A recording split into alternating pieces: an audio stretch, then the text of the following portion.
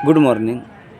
मैंने ये कहा है कि व्यक्ति देखता है, सुनता है, समझता है, महसूस करता है, फिर कुछ कार्य करता है, या महसूस करता है, समझता है, फिर कुछ कार्य करता है। तो जो हमारी फीलिंग है, इमोशन कह दो, विचार कह दो, तो हम दूसरे व्यक्ति को कैसे समझाते हैं, वो माध्यम क्या होता है। तो हम अपने भावों को जो दूसरे व्यक्ति को समझाने का प्रयास करते हैं, जो माध्यम होता है, वो भाषा होता है।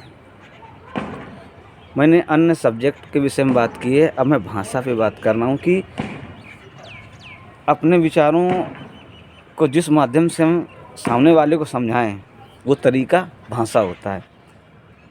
और भाषा कब व्यर्थ में चली जाती है या निरर्थक हो जाती है कि हम किसी भाषा में बोलें और सामने वाला समझ ही ना पाए,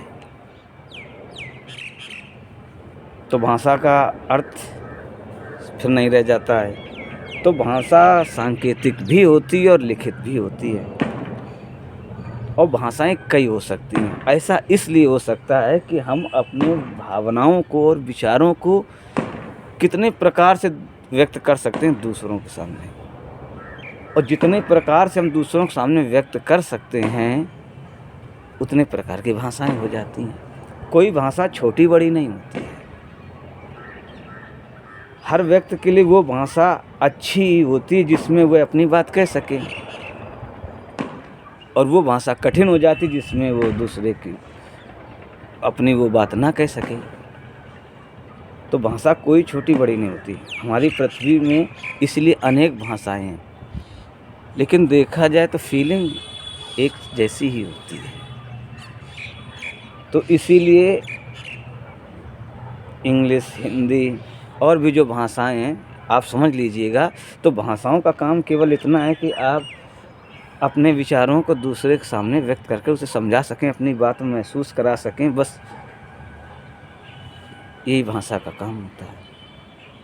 इसलिए भाषाएं सीखनी चाहिए, कम से कम 2 भाषाएं तो सीखनी ही चाहिए जीवन में।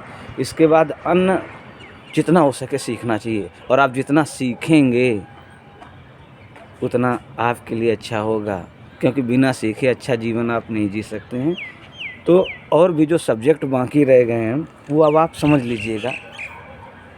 अब सब विषयों पर हम कितना चर्चा करेंगे, उनके क्या उपयोग हैं, कैसे क्या आप समझ सकते हैं। हाँ, एक सब्जेक्ट बचा है जो मेरा प्रिय सब्जेक्ट है, मैथ, उस पर किसी दिन बात करेंगे।